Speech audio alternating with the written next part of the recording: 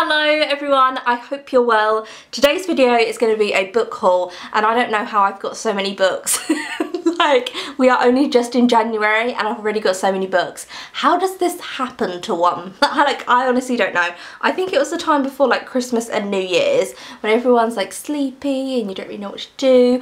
I was just buying books. I went on eBay, ordered a load of books. I was scurrying in charity shops, got a load of books. I then got a beautiful diary that I want to show you. So I'm just going to get straight into it. First up, I'm going to show you the books that I got off eBay.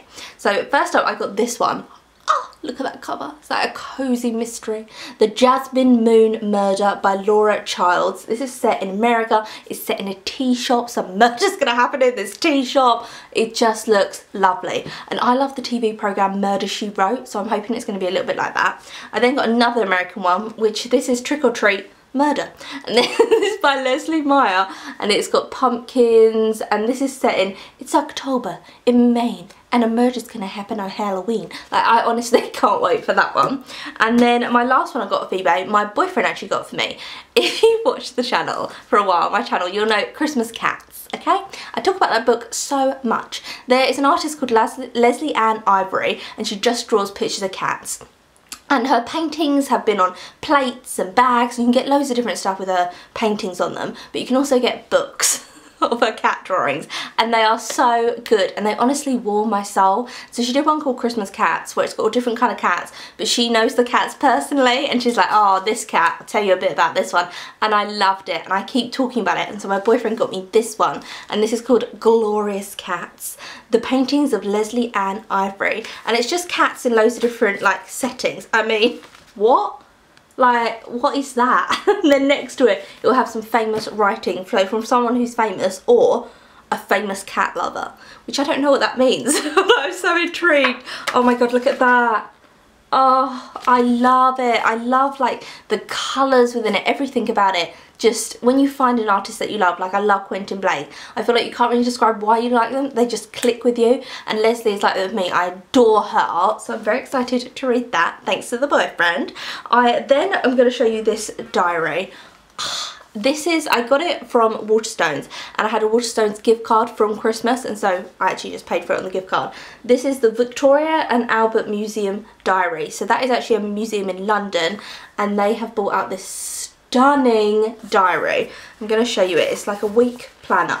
So you have Monday to Sunday and then a gorgeous picture, and that's how the whole diary goes on, and there's like plenty of space to write your stuff in it. So if you haven't got a diary yet, I cannot recommend this one enough. It's a nice big size, lovely picture in the back. This spoke to me as well because I collect elephants, as you know, little porcelain elephants. So I was like, oh, it's meant to be. And I find it so difficult getting a diary. I don't know, because you've got to have it for the whole year. But I just adore all the artwork in this one.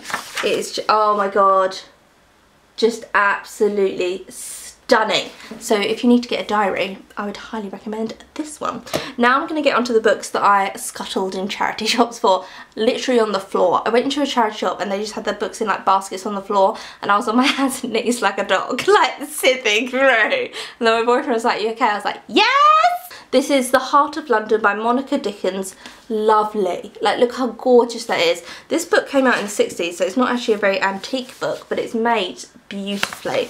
And this is a fiction book, and it's set around loads of people who live in London a few years after the Second World War. And they have lived in London before the war, during the war, and then it's a few years after the war, and they are seeing London change around them, and that's what this book is really about. And that really interests me, that time, because London is always changing, and there are always people who are like born in London who get priced out of London because it gets more and more expensive and it's not affordable for normal people. And so they're talking about like how that started after the Second World War, because a lot of London was bombed in the Second World War, and so what happened is they had to demolish big parts of London and rebuild them, but they didn't rebuild them the same as how they were before. They were obviously modernised, and then corporate companies had the money to set stuff up. So it's saying like where there used to be that pub on the corner that got bombed, now there's like a coffee shop owned by a corporate brand, because they're the people who can afford to like set up a new business. Really interesting book, I feel like it's going to be. And also it is fiction,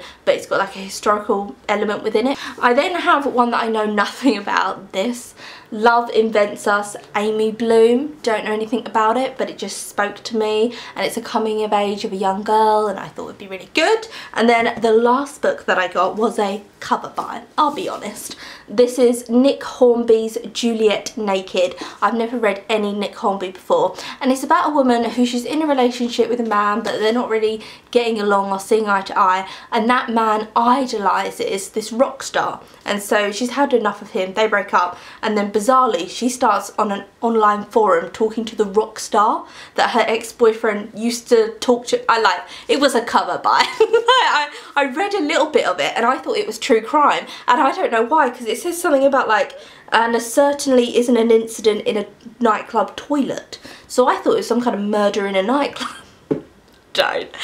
So I was like, oh, it's like true crime, murder mystery, okay, cool. And then I got it home and realised, oh my god, no. It's about like, she befriends this rock star, and it says how two lonely people can gradually find each other. So the rock star's lonely and she's lonely now. I thought it was a murder, like, I'm just gonna be honest. I thought it was true crime. I thought there was a nightclub killing, and then she was like a detective who was gonna work it out. Like, I couldn't have got it more wrong. And yeah, let's move on swiftly from my stupid mistake. So that is it. That is all the books I have got. I actually feel like, ugh, I need to not buy any more books in January, because I've already got a load, and I've got so many books on my TBR that I need to read. So many unread books. So this is it. This is the end of the video. I hope you enjoyed this video. Also, I'm making videos Monday, Wednesday and Friday, so check in on those days to see those videos, and I'll see you again soon for another video. Also, like, anyone else made that kind of mistake where you pick up a book and then you read just a little bit of it and you think you know what it's about? And like, I would never have picked up this book. This isn't my kind of book, but now that I own it, I'm gonna have to read it. So yeah, anyway, see you soon. Goodbye.